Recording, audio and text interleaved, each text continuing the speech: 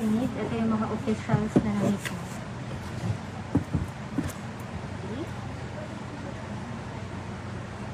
Okay.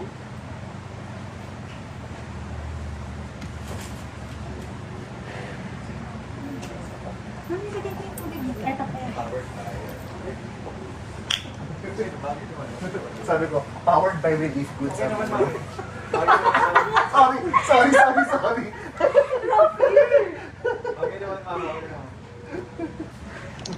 Hi everyone! Sorry po, na-late ako ng 10 minutes. Na-late ako ng 10 minutes kasi nasa volunteer center ako sa Katipunan.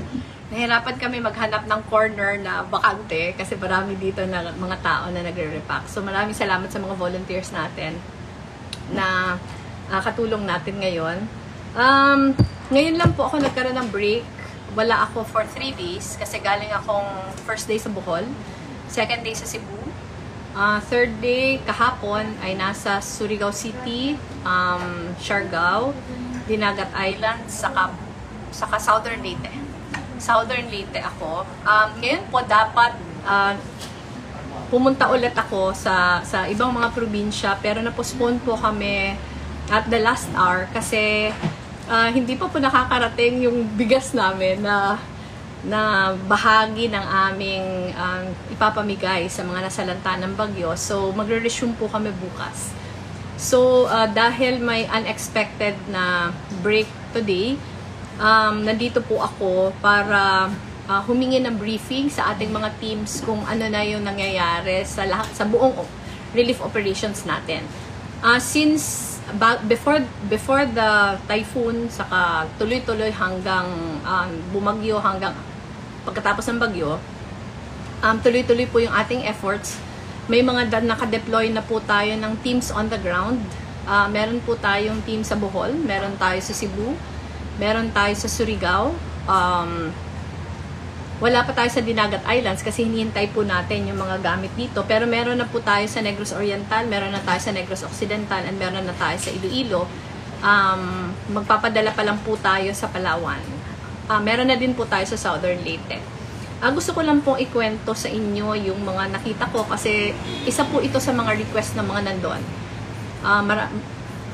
May general feeling yung mga kababayan natin na hindi masyadong alam natin na wala doon sa pinangyarihan ng bagyo.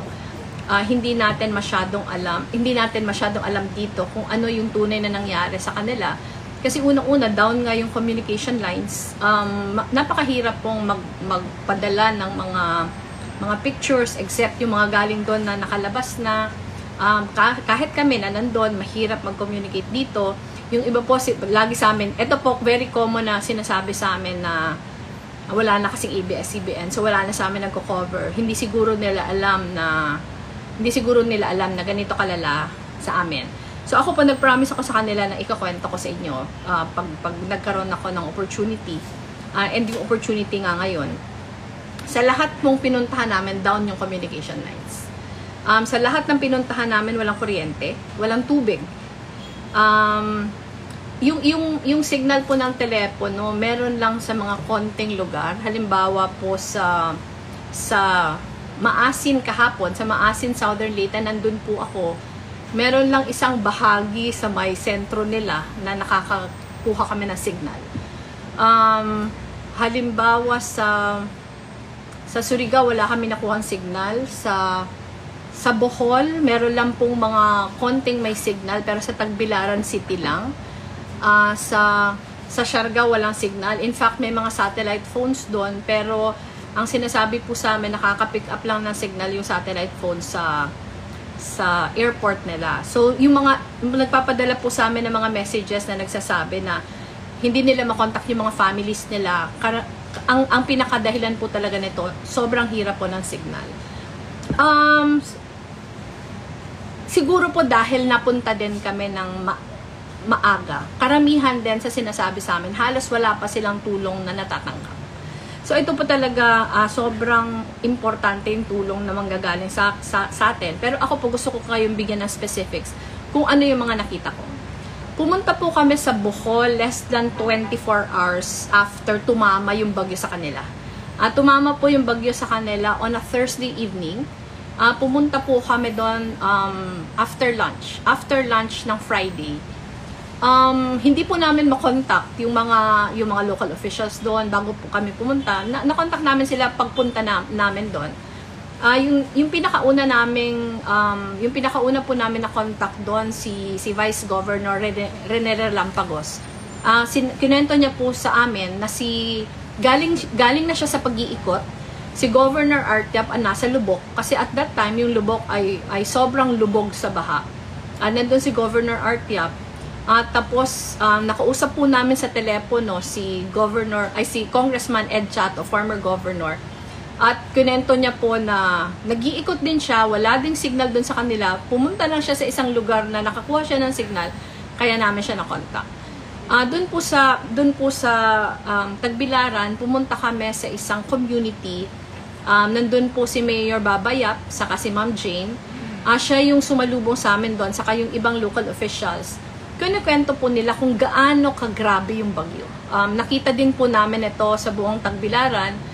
Pagpunta po namin, marami pang posteng bagsak. Sa Tagbilaran, yung nakita namin na pinipilahan, pagpunta namin doon yung mga ATM machines. Ito po less than 24 hours after ng bagyo. Gusto po sana naming umikot. Kinikwento po nila sa amin na meron mga distrito, lalo doon sa may north, saka sa may east, northeastern part ng Bohol, na doon talaga grabe yung tinamaan. Ang problema po talaga, hindi nila makontakt kasi walang communication lines. Walang paraan para pumunta sila doon kasi hindi pa passable yung mga roads. Hindi pa talaga nila na-assess yung sitwasyon. So kami po, nagpumilit kami na from Tagbilaran, iniwan na po namin sina Mayor Babayap. From Tagbilaran, papunta po sana kami ng Lubok para hanapin namin si Governor Artiap. Kasi gusto po namin siya makausap para malaman talaga namin yung mga kailangan sa Bohol. Nahanap po namin si Governor Art sa isang bahay na, sa Loay. Nakahanap po namin siya sa isang bahay na nakiligo lang siya doon. Tapos sa bahay po ito ni Board Member Franz Garcia. Tapos kumakain po siya. Naalala ko yung kinakain niya, spam saka itlog. Sabi niya po, yun yung first meal niya in the past 24 hours. Kasi na-trap po siya sa Capitol. Nagpumilit lang talaga siyang pumunta sa Lubok. Pero ang sabi niya po, sobrang hirap kasi ang daming bagsak, ang taas ng tubig. Tinuturo po nila sa amin yung, kasi pagpunta po namin, medyo bumaba na ng konti yung water level. Pero tinuturo niya sa amin yung mga poste, kasi po may solar lamps. Pagpunta po kasi namin, nung nakarating po kami doon, medyo madilim na. Tinuturo niya sa amin yung level ng tubig. Tapos, at the time na pumunta kami doon, nagre-rescue po sila. Nagre-rescue yung Tarsier 117, saka yung mga local police. Nagre-rescue po sila kasi karamihan sa mga tao doon sa Lubok ay nasa taas ng kanila mga bubong. So, ganun po kalala yung baha. Kinikwento po ni Governor Art na nung papunta sila doon, wala pa silang nakukuhang katulong. Sila mismo yung may dala nung, ano yung tawag doon? Sila yung may tawag nung yung pangkat ng mga chainsaw. May dala po silang chainsaw at sobrang tagal nung sobrang tagal nung nakarating sila sa Lubok kasi sa dami ng punong nahulog, chainsaw nila para ma-clear lang nila yung daan. So siya po mismo yung naglilid ng clearing. Pagdating po namin doon, may pupuntahan po sana kaming isang evacuation center sa Loay. Hindi po kami nakatuloy kasi malalim na yung tubig. So doon lang kami kung saan makakarating yung aming sasakyan. Nadatnan po namin doon yung ibang mga teams ng Tarsier 117. Kaya nagpapasalamat po tayo sa kanila kasi ilang oras na po silang walang pahinga nung nakausap natin sila, pati po yung mga pulis. And nagkukwento po yung mga pulis, pati yung mga police stations sila ay nasira din. Pero kailangan na talaga nilang mag-rescue. Kinikwento nga po nila na may kailangan silang balikan, na may sakit, na kailangan na talaga madala sa ospital. Pero sobrang hirap po talaga dahil ang lakas ng electric current. Tinuturo nga po ni Governor Yap sa amin na para hindi matangay sila, humahawak na sila dun sa mga nipa na nandun sa tabi ng daan para lang hindi sila matangay. So, nung pumunta po kami sa Bohol, hindi pa determined yung death toll. At sinubukan po naming makausap yung AFP para makahingi ng tulong. Nandun po kami nung pinasa namin kay Governor Art yung telepono para po makahingi ng tulong kasi hindi po talaga kakayahin ng local lang dahil sa dami talaga ng nagiba. So, nag-iwan po kami ng team doon. Nandun pa po yung aming team at tuloy-tuloy yung relief operations kung saan sila makakadiretso sila. Ngayon ay mas marami na silang napupuntahan ng mga lugar. Kailangan po na mas maraming tulong yung ma-receive dahil talagang hirap sila sa lawak ng coverage na tinamaan talaga ng bagyo. Yun yung first day po namin. Yung second day naman namin ay nasa Cebu kami. Ito pong sa Cebu, ang balak po sana namin nung araw na yun ay ang pupuntahan namin Cebu City, saka yung mga lugar sa Cebu province, yung mga towns na hardest hit.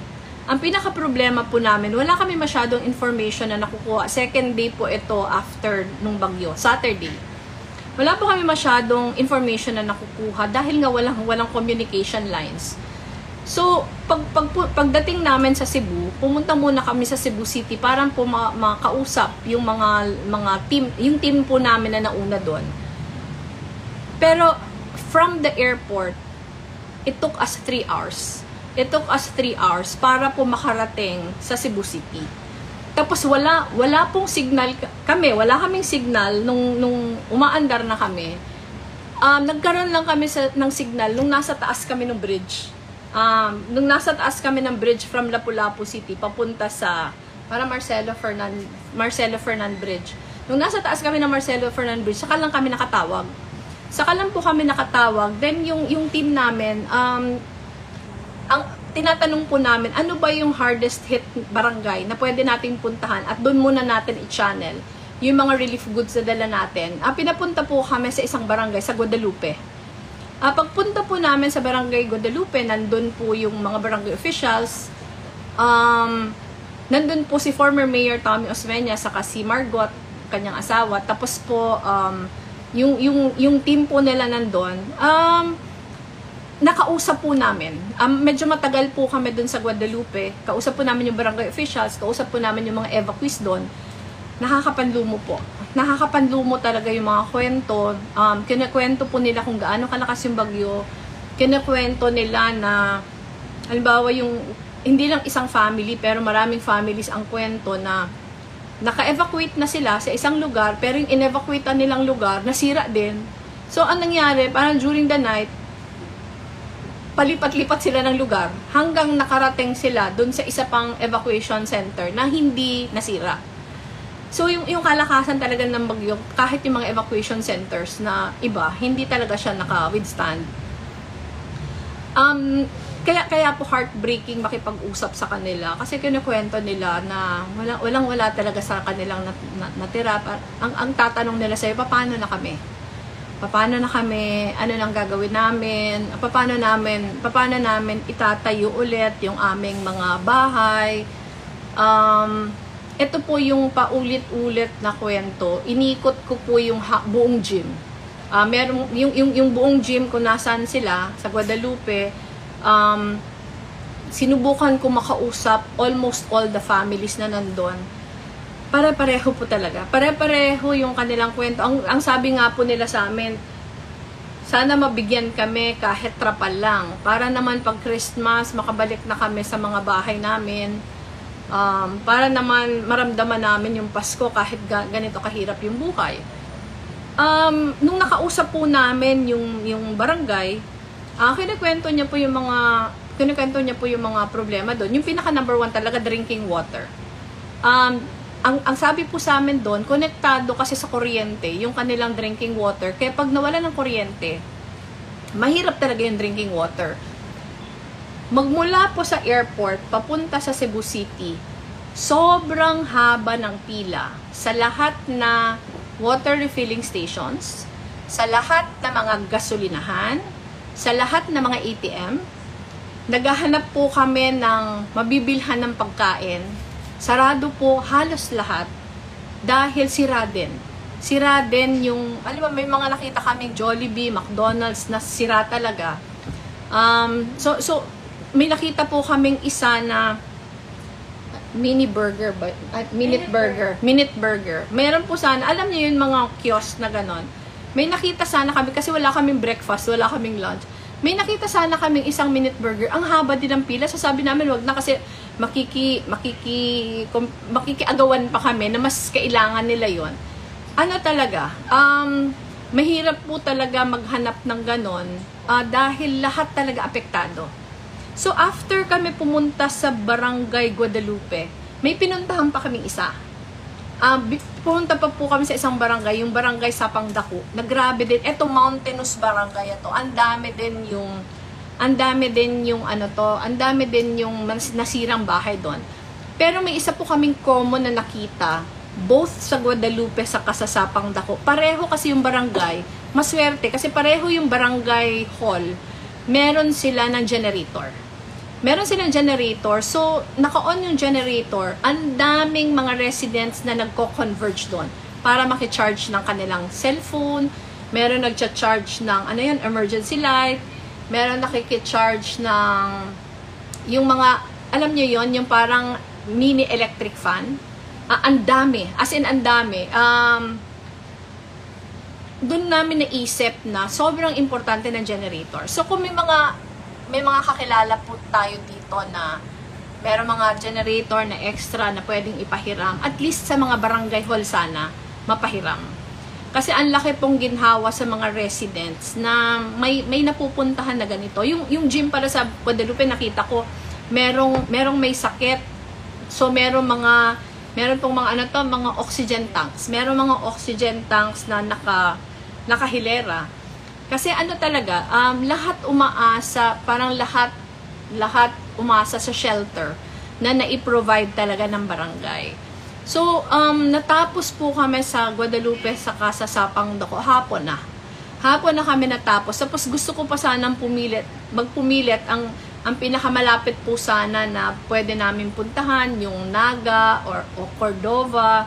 Pero sinabi po sa amin na siguro i-set na lang namin next time o yung team na lang namin pumunta doon kasi hindi nila sigurado kung diretso na yung daan kasi marami pa yung mga posting nakaharang sa daan. So iniwan din namin yung aming team doon, tuloy-tuloy sila na magre-relief operations na hopefully makaikot din. Kausap po namin si Vice Governor Junjun Davide. Actually, si Vice Governor Junjun Davide ang nagsabi sa amin na may isang kainan na bukas. Yun po yung Manukan. At doon po kami nakabili ng makakain. Ayun na yung aming one meal for the entire day. Hapon na yun. Maraming kumakain doon kasi may isa po kami doon na nakakwentuhan na mahirap magluto sa bahay ngayon kasi wala ngang tubig. Sabi nila kahit kami may bigas hindi namin maluluto kasi wala naman tubig.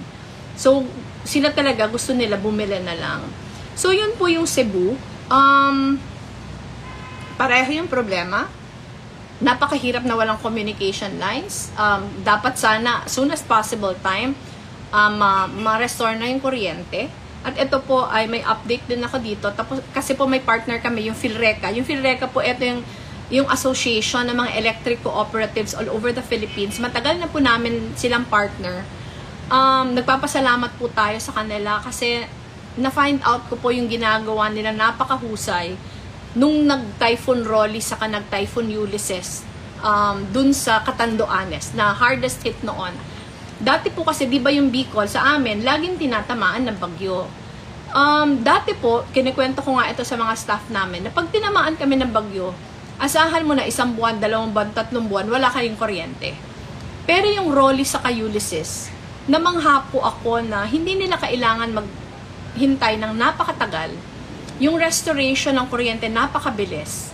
Kasi yung ginagawa ngayon ng PhilReca, pag may tinatamaan ng sakuna, ay nagugrupo yung lahat na unaffected para tumulong sa mga lugar. So, pagbalik ko pa lang po from Bohol, tinawagan ko na sila. Sina Kong Presley po tinawagan ko. Tinawagan ko na po sila at sinabi nila, nag-ano na kami, nagmo-mobilize na kami. Na-mobilize na namin yung lahat na electric co-ops from regions 1 to 5, pati CAR, kasi ito yung mga unaffected, ready na kami. Tumutulong, nag-deploy na po sila sa mga lugar. So, hopefully, hindi ganon kahirap, hindi ganon katagal yung ihihintay ng mga tao para ma-restore yung kuryente. Kasi parang lahat dito nakaasa. Yung sa gasolina po, ang haba ng pila. So, nagtatanong po ako, bakit mahaba yung pila? Ang kwento po nila, kasi walang kuryente, minamano-mano nila. Yun yung una. Yung pangalawa, sa mga gasoline companies mismo, may mga gasolina po sila sa mga depot nila.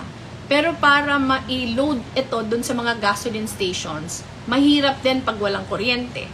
Para mapadala nila yung kanilang, kasi from the depot daw, papunta sa mga iba't ibang mga distributor, dinadala ito by land. Dahil ang dami ngayong roads na hindi passable, nahihirapan yung mga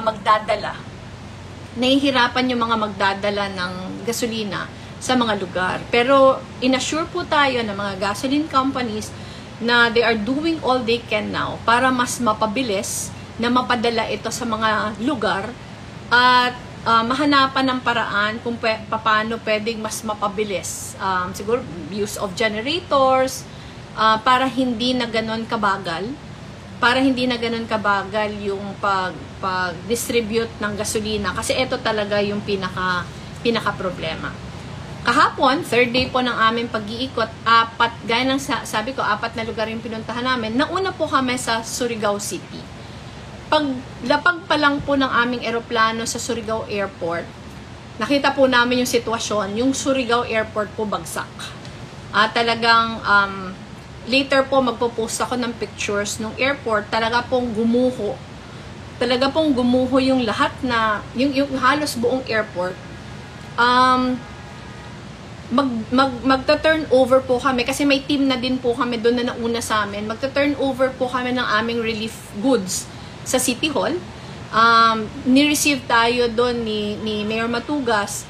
Pero yung papunta po from the airport to the City Hall, yung napansin po namin, halos walang electric post na nakatayo. Lahat po talaga siya nakatumba. Dahil city yon, marami na mga buildings malalaki, parang Cebu din po. Pero yung Cebu, hindi ko masyado napansin yung ganon kadaming mga electric post na tumba. Pero sa Surigao po, halos ubos. Nakatumba talaga yung mga electric posts. Tapos yung mga buildings, ganon din po yung nakita namin sa Cebu, na kahit yung mga malalaking buildings, hindi talaga siya na-spare. Yung mga mall, yung mga malalaking restaurants, sira-sira talaga siya. Pagpunta po namin doon sa City Hall, we were received by the mayor and the vice mayor. Nagkaroon po kami ng briefing, kwento nila, yung kabutihan lang kahit dahil na din ito sa preparation, siguro kahit napakalakas ng bagyo doon, sa Surigao City mismo, parang dalawa yung namatay. Nung nagkakwentuhan po kami ni Mayor, ang sabi po ni Mayor na sana ma-restore na yung kuryente, sana ma-restore yung tubig, kasi na-encourage talaga nila yung mga negosyong magbukas na. Kasi yun yung magbibigay ng sense of normalcy. Tapos, sabi niya, may karamihan sa tao may pambili naman ng pagkain, pero walang mabilhan kasi sarado lahat. So, ngayon po, dahil walang mabilhan ng pagkain, yung local government yung nagpapakain, pero ang worry din nila, if this continues, baka hindi nila masustain. So, ang nakikita ko po talagang pinaka dapat asikasuhin, kuryente,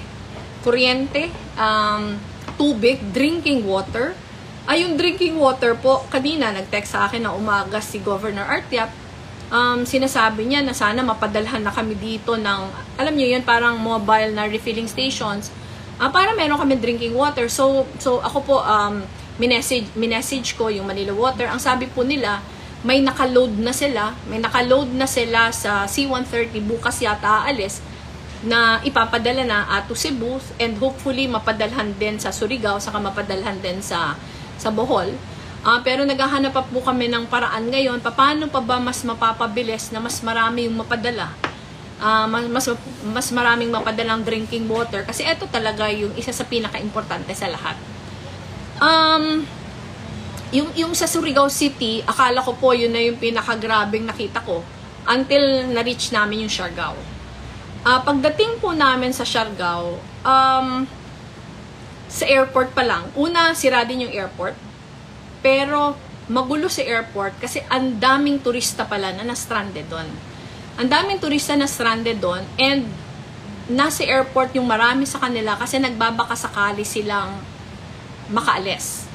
Ang sabi po nila, meron ng isang private na plane na pumupunta, parang tinatransport, kung hindi ako nagkakamali, to Cebu. Tinatransport yung ibang mga turista to Cebu para, kasi may hindi ko sigurado kung may commercial flights na from Cebu. Pero at dun po yun sa loob ng airport. Paglabas po namin sa gate ng airport, sobrang haba ng line. Sobrang haba ng line ng mga turista na naghihintay. So pagbalik ko po dito kagabi, nag-contact po ako sa PAL saka sa Cebu Pacific. Sinasabi ko sa kanila yung sitwasyon doon, na kawawa yung mga tao na dumating kami, matagal po kami doon umalis kami, ganun pa din yung sitwasyon. And kinonfirm po natin, napakabilis po pag-respond ng Cebu Pacific sa kanang PAL. Kasi alam po ang PAL, ang sabi po nila, yung evacuation flights ay pinag-uusapan na nila, isa-schedule nila. In fact, pagdating ko, yung goods po namin na isakay namin sa PAL, and paglabas ng PAL pasahero yung sakay.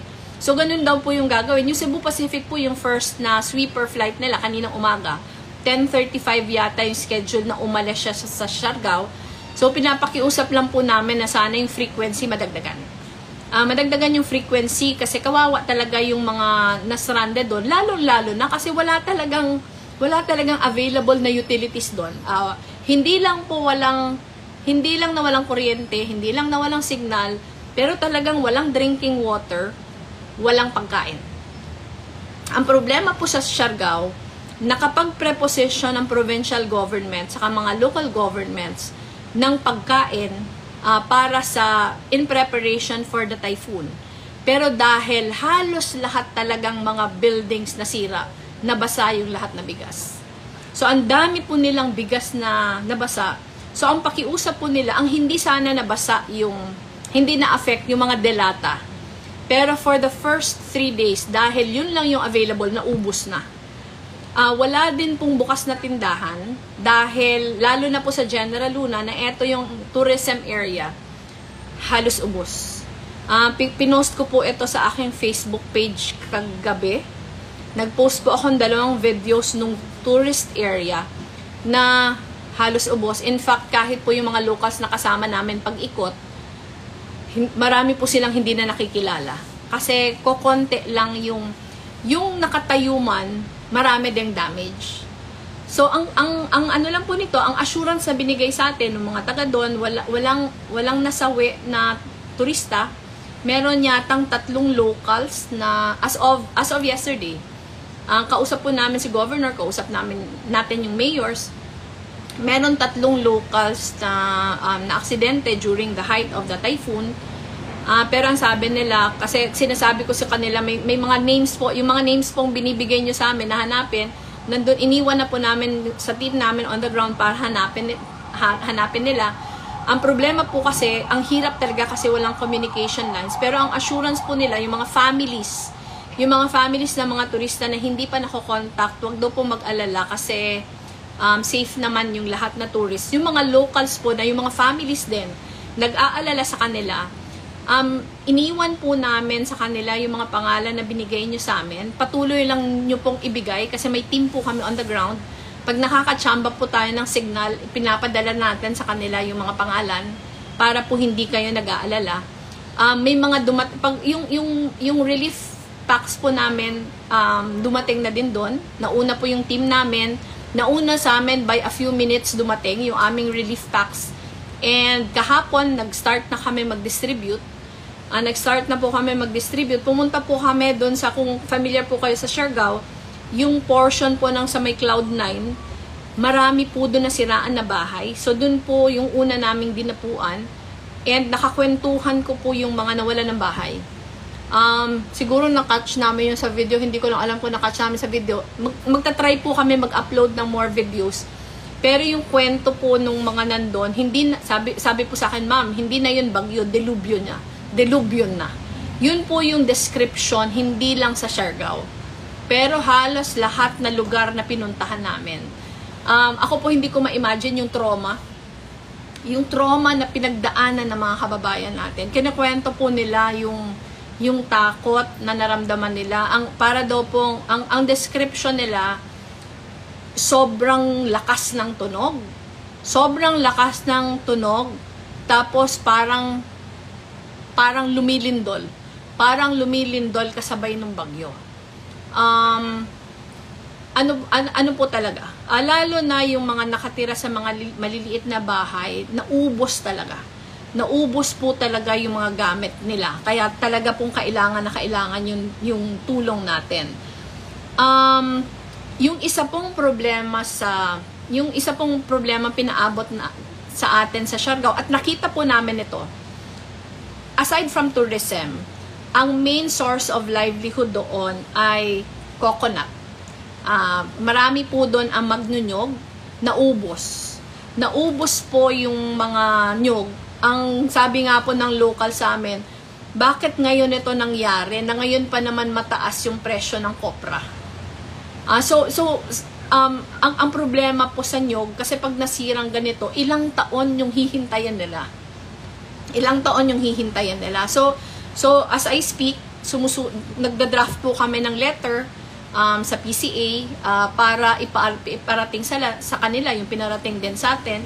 Humihingi po sila ng saklolo. Humihingi sila ng saklolo na matulungan sila mag-rehabilitate, matulungan yung mga magnyunyog na saan nila kukunin yung kanilang hanap buhay habang hinihintay nilang mag-grow ulit. Pinag-usapan din po namin ni Governor sa kanyang mga mayors na dapat matulungan kaagad yung mga business owners na makapag-umpisa ulit.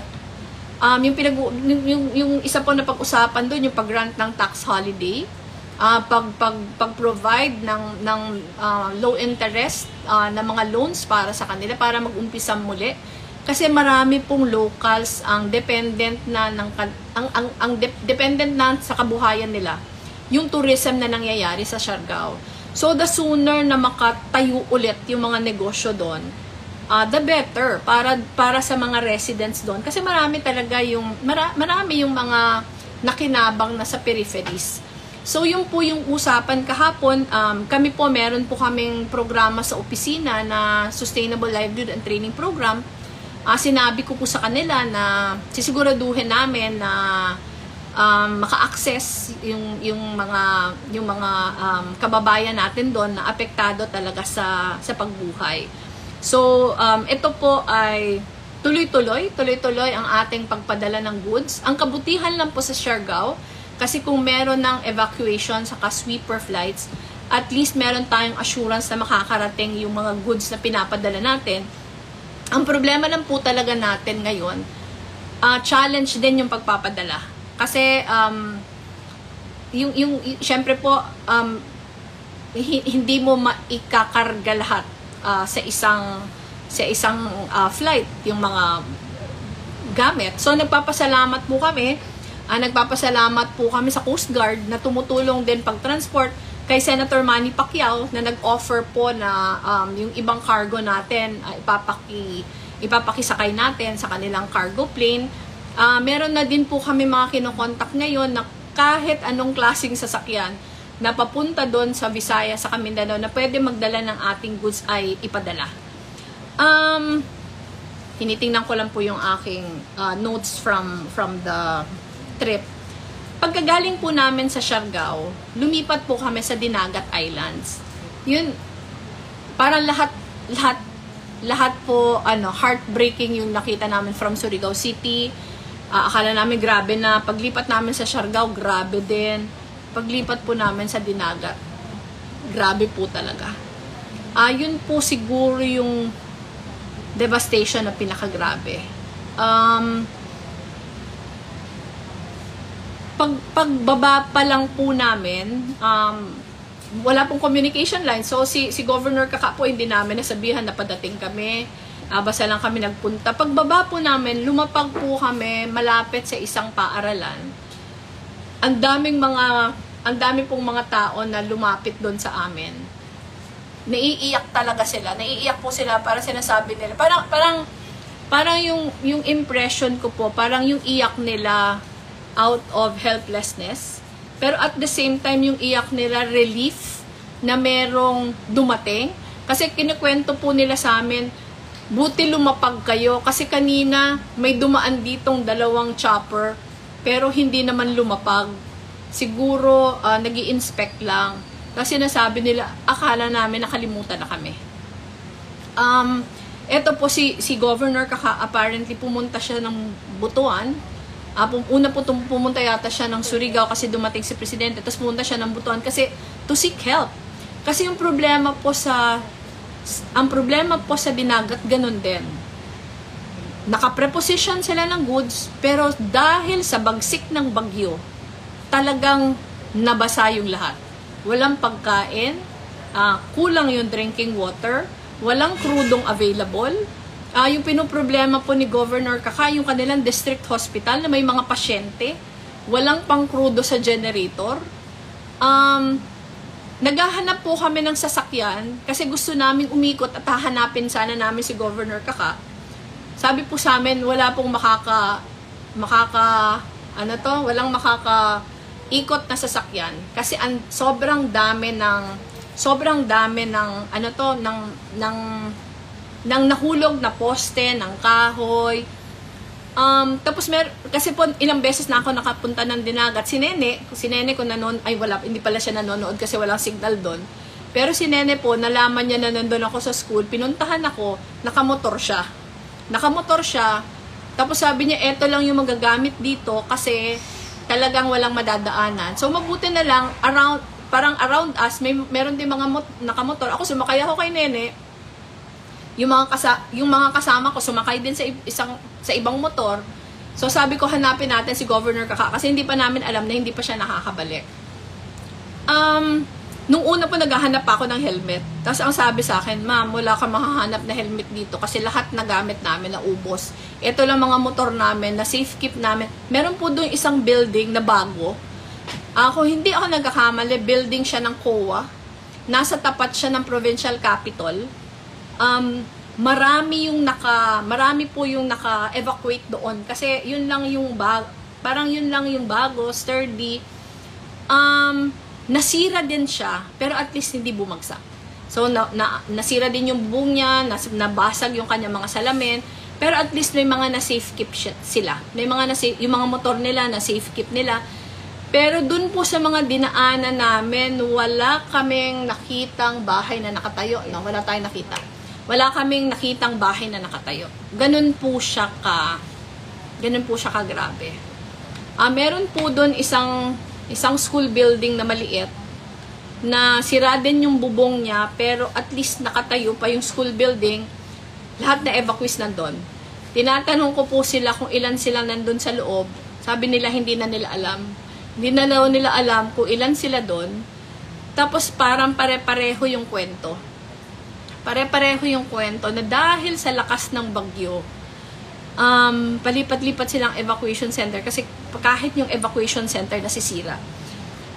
Nandun po ako nung July of 2019. Yun yung pinaka-last ko nandun. At pumunta ako sa provincial capital. So yung una ko pong pinuntahan, nakamotor kami, yung una ko, napakaputik ng daanan. At yung nakamotor po ako, kailangan ko pang bumaba several times. Kasi, pag nakasakay ako sa motor, hindi kami lulusot. Na-imagine nyo, yung parang yung mga poste na kaganon, yung motor gaganon. So, kailangan kang bumaba, tapos sakay ka ulit pag nalampasan mo. Yung Capitol pong pinuntahan ko noong 2019, wala na po siya. As in, gumuho siya. Yun talaga yung yun talaga yung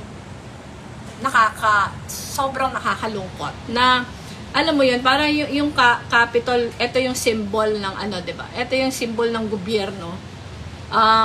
Yung tao pupunta doon, pero dahil sa lakas ng bagyo, dahil po talaga sa lakas ng bagyo, pati yun ay hindi spared. Pagpunta ko doon, hindi nga po ako nakapasok. Hindi ako nakapasok kasi nag-post po ako ng pictures kaninang umaga nung mga nakita namin sa Dinagat. Hindi ako nakapasok kasi hindi ka talaga makakapasok. Marami pong mga, yung iba po naming kasama, pinuntahan yung bahay ni Governor Kaka, sira din, pumunta sa Operation Center, marami din yung sira.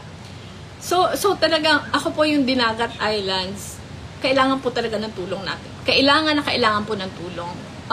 Unang-una, wala pong flights papunta doon. Walang flights na papunta sa Dinagat. Para po makapunta doon, sa normal times, pupunta ka muna ng Surigao, tapos magbo-boat ka to Dinagat. Ngayon po yung Surigao Airport sarado din. So, I would presume na ang closest airport sa kanya, Butuan, na medyo malayo pa. I think 2 hours ang Butuan to Surigao. Tapos magbo-boat, tapos wala pa pong regular na biyahe ng boat. At least, as of yesterday, wala pa. Kaya po wala pa si Governor Kaka kasi nabalitaan namin na nakisakay siya sa isang Coast Guard na boat na umalis sa Surigao at 1 p.m. Kailangan na po namin umalis noon. Hindi na namin siya nahintay kasi papunta pa kaming Maasin. Pero ganun po kahirap. Yung pagpadala ng goods doon, ganun kahirap.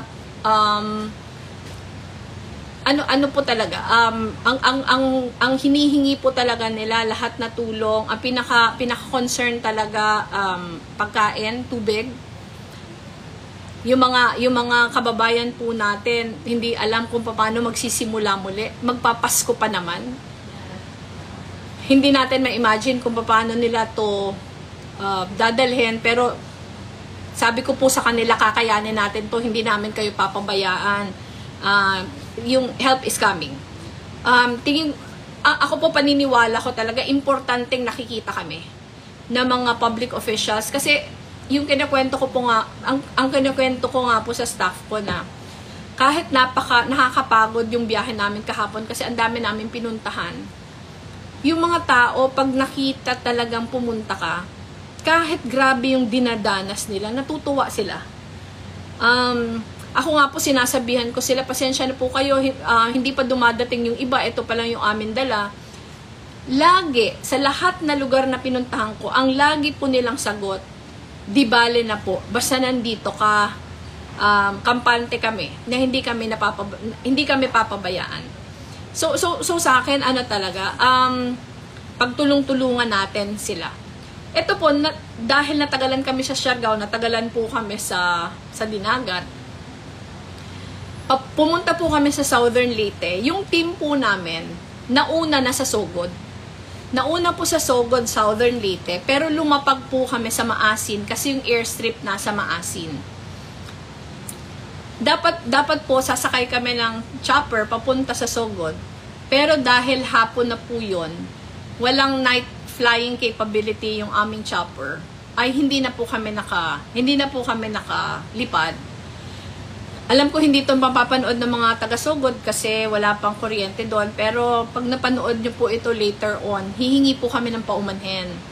Nauna po sa inyo yung team namin, nandun po si Nabon. Pasensya na po kayo, alam ko naghintay kayo. Nag-instruction po kami kina Bon na ituloy yung pamimigay ng relief. Nakita naman po namin yung pictures. Nakita mo namin yung pictures na natuloy naman yung relief operations. Pero pasensya na po na hindi ako mismo nakapunta dyan. Pero babawi po ako sa inyo. So pagpunta po namin sa Maasin, dahil hindi na po kami nakapunta sa Sogod, pumunta po kami sa provincial capital. Nakausap po namin si si Governor Damian Mercado. Nagkaroon din po ng konting briefing kasi pagpunta po namin, wala po sa schedule yun kasi dapat nga nasa Sogod kami, pero nagbakasakali po kami sa Capitol. Pagpunta po namin doon, tamang-tama sa lobby ng Capitol, merong briefing para doon po sa mga taga-International Office of Migration ng UN, yung IOM. So, nakisilip kami at tinuro po sa amin kung saan yung pinaka-hard hit areas. Ang sabi po sa amin, nakatatlong landfall. Nakatatlong landfall sa Southern Leyte. Yung pinakauna daw na landfall, eto po from Dinagat. From Dinagat, ang pinakauna daw pong landfall yung sa Liloan. Ang pangalawa daw na landfall ay sa Padre Burgos. Ang pangatlo daw ay sa Maasin na. Sinabihan po namin yung team namin na i-check yung Padre Burgos, yung Liloan, saka yung Limasawa. Kasi yung Limasawa po, nabalitaan namin na marami din yung nasiraan ng bahay. So, yung assurance lang po kung merong mga relatives, yung mga taga doon, yung team namin po on the ground, nandun na. Yung team leader po namin, taga doon mismo. Taga OVP po siya, pero taga doon mismo. At sisiguraduhin po namin na maaabot namin yung lahat na lugar na tinamaan ng bagyo. Umihingi lang po talaga kami ng paumanhin na ang hirap po ng communication. Ang hirap po pag-coordinate. Ang hirap po magpadala ng goods. Mahirap din po yung land travel ng goods dahil ang dami pang nakasara. So ano po talaga, hinahanap po natin yung lahat na pwedeng paraan para po makarating sa inyo yung tulong as soon as possible. So bukas magpapatuloy po yung aming relief operations sa iba pang mga lugar. Marami po sa amin nagsasabi na dito din. Ang assurance ko po sa inyo, pupuntahan po namin yung lahat na lugar na nasalanta. Kung hindi man po ako mismo, dahil po solo lang yung katawan natin, pero yung teams po natin, sigurado po natin na lahat ng lugar na nasalanta, maaabot ng teams on the ground. Dahil po, halos 6 na taon na namin itong ginagawa sa OVP, yung amin pong teams ay sanay na sanay sa mga disaster relief and operations, disaster relief operations hanggang sa rehabilitation. So, ang assurance ko po sa inyo, kasama nyo kami every step of the way. Yung amin pong teams ay hindi hihinto hanggang hindi sa inyo makarating. Pero ito lang po, yung opisina namin, maliit lang. Nagpapasalamat po kami sa lahat na donors. Kasi po kung wala kayo, hindi po namin magagawa yung lahat na ginagawa namin. Nagpapasalamat po tayo sa ating volunteers. Hindi lang po yung mga volunteers na nandito. Mamaya po ipapakita namin sa inyo kasi nasa labas po sila. Marami pong volunteers dito. 24 hours po kami dito. Magbe-break lang po siguro kami Christmas Eve, pero 24 hours po kami hanggang kailangan. Kung wala po kayo, hindi namin magagawa yung trabaho namin. Tapos nakita po namin sa lahat na baba namin yung sakripisyo ng mga local officials. Yung mga local officials, kwento ko nga sa inyo, si Governor Art, nakita ko mismo, basang-basa. Siya talaga yung sumuong. Si Vice Governor Rene Relampagos, si Mayor Baba Yap sa Bohol. Sa Cebu po, kasama natin si Vice Governor Junjun Davide, former Mayor Tommy Osmeñas, former Yusek Bimbo Fernandez, saka po yung mga barangay captains. Mga barangay captains po, si Barangay Captain Gakasa ng Guadalupe, saka si Barangay Captain Ladraso ng Sapang Dako. Sila po yung nag-aasikaso talaga, parang wala pa ding mga tulog. Nag-aasikaso ng kanilang mga constituents. Pagpunta po namin sa Surigao City, kinento ko po kanina, nandoon si Mayor Estong, saka si Vice Mayor Nitoy, saka po yung local officials, abalang-abala, nag-aasikaso yung constituents. Pagpunta ko po ng Siargao, nandun mismo si Governor, kasi may capital po sa Siargao, nandun po si Governor Lalo, nandun po yung mga mayors ng Siargao. Yung iba pong parang may 1 o 2 mayor na hindi nakapunta, nagbisita ng mga isla na nasa kanilang jurisdiction. So magpapasalamat po tayo sa dedication po ng ating local officials.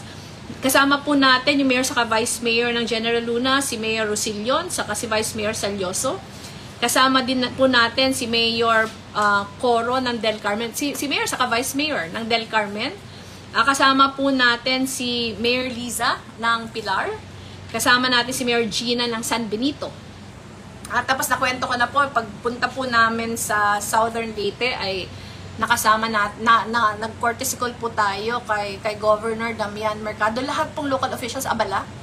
Yung lahat pong mga rescuers, ako ang tingin ko po wala pa silang rest. Yung mga electric co-op linemen, mga employees, yung mga DPWH, yung mga rescue teams ng bawat LGU. Talaga pong yung mga dinadaanan namin, talagang hard at work sila. Ano po talaga? Ito yung mga nagtatrabaho, karamihan sa kanila, mga biktima din. Biktima din, pero inuna yung serbisyo sa bayan. Kaya po, gusto ko lang ipaabot na sobrang saludo po kami sa inyo. Tayo pong mga maswerte na hindi sinalanta. Ako lang po yung sasabihin ko lang, napakatindi ng pangangailangan ngayon ng ating mga kababayan. Ito po yung pagkakataon para sa atin na ipakita ang pagka-Pilipino natin. Ang pagmamahal natin, ang ating lakas bilang nagkakaisang bayan. Ito po yung panahon, lalo na po kasi magpapasko. Sa akin po, magpapasko ngayon, huwag tayong pumayag na may mga kababayan tayong magpapasko na wala man lang makain, na wala man lang matirhan, at nawawala ng pag-asa. Alam ko po lahat magsasakripisyo dahil hindi po natin kontrolado yung nangyaring sakuna. Pero yung sa akin lang po, iparamdam natin sa kanila. Iparamdam po natin sa kanila na nasa puso natin sila.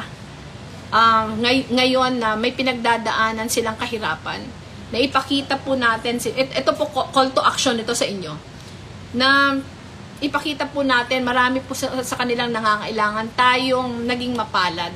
Sana po ibuhos natin yung ating pagmamahal sa kanila. Ipakita po natin yung ating pagkakaisa bilang Pilipino. Hindi po ito panahon na nagsisingilan tayo, pero tayo po ay magkapit-bisig lahat para po matulungan sila. Ako naman po, ito sa ating mga kababayan. Kabahagi na po dito yung ating mga kababayan na naging biktima ng Typhoon Odette. Marami na po tayong krisis na nalagpasan. And tayo po, parati nating sinasabi na nasa pagkakaisa ang pag-angat natin lahat. Inuulit-ulit ko din po itong sinasabi na in the worst of times, we show the best of ourselves.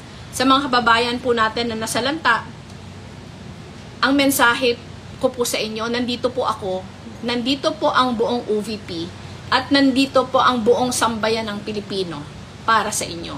Huwag po sana kayong mawawalan ng pag-asa kasi hindi po namin kayo papabayaan.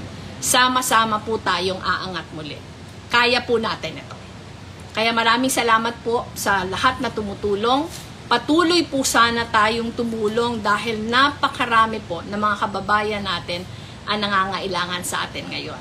Mabuhay po kayong lahat.